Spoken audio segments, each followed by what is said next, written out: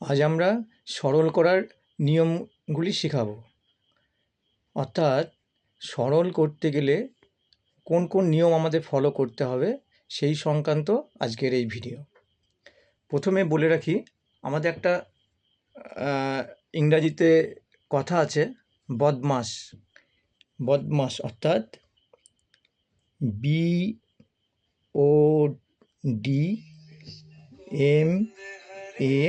BODMAS, বদমাস। এই নিয়মটিকে আমরা ফলো করব। অর্থাৎ এই বদমাস এর মানে কি? বি মানে হলো ব্র্যাকেট।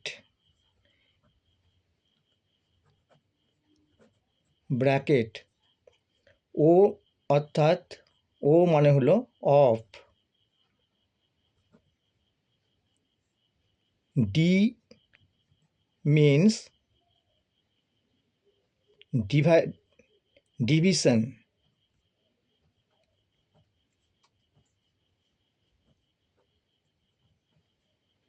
ডিভাইডেড বা ডিভিশন, ভাগ অর্থাৎ।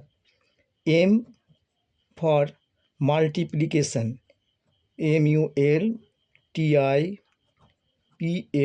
মাল্টিপ্লিকেশন, CATION, মাল্টিপ্লিকেশন অর্থাৎ গুণ। A for addition, ADDITION, addition মানে যোগ। আর এস ফর সাবস্ট্রাকশন, SUBSTRACTION,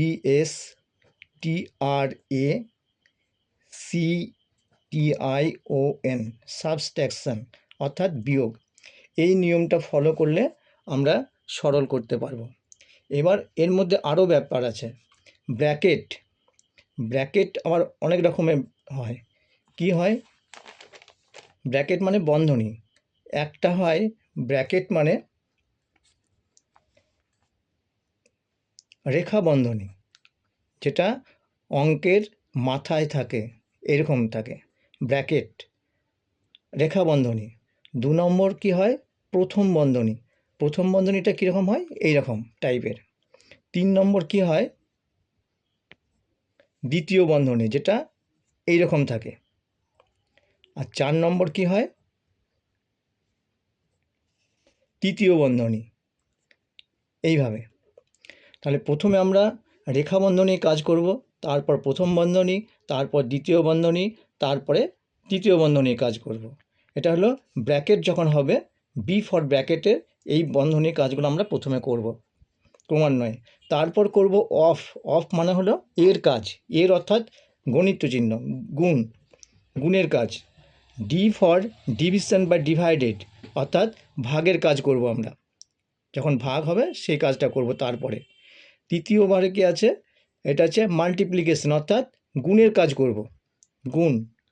আর 4 নম্বর এটা হলো অ্যাডিশন, এ ফর অ্যাডিশন মানে হলো যোগের কাজ হবে। এবং সব শেষে হবে বিয়োগের কাজ, সাবস্ট্রাকশন অর্থাৎ বিয়োগ। এই নিয়মটা আমাদেরকে ফলো করতে হবে। এই নিয়মটাকে বলছে বদমাস।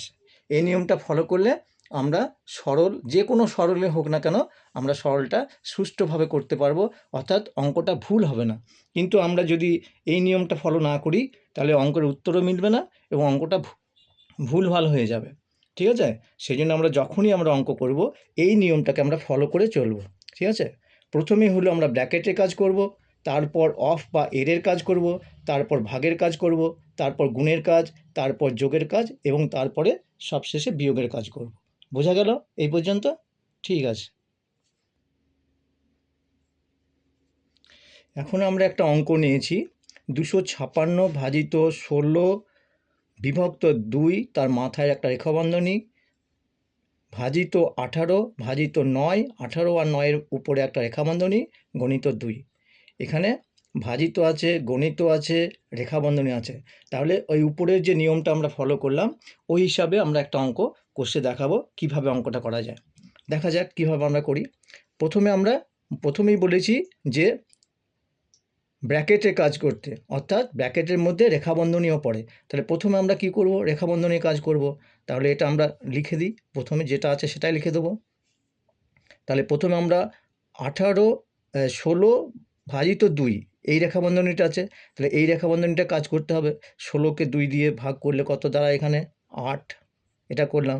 তারপর যেটা আছে সেটা লিখে দিলাম, যে চিহ্ন আছে ভাজিত ভাজিত লিখে দিলাম। আবার 18 ভাজিত 9, এটার উপরে রেখা বন্ধন আছে, তাহলে এই কাজটা আমরা করব। এটা করলে 18কে 9 দিয়ে ভাগ করলে এখানে 2 হয়, তাহলে 2 লিখলাম, গণিত 2 আছে এটা লিখে দিলাম। তারপর কি বলেছে, আমাদের ভাগের কাজ করতে, অর্থাৎ 256কে 8 দিয়ে প্রথমে আমরা ভাগ করব। 256কে যদি আমরা 8 দিয়ে ভাগ করি তাহলে কত হবে, 3 8 24, 1 6 16, 8 2 16, 32 হলো। 32 ভাজিত 2 গণিত 2। এবার কি করব, আবার ভাগের কাজ আছে, তাহলে ভাগের কাজটা আগে করব।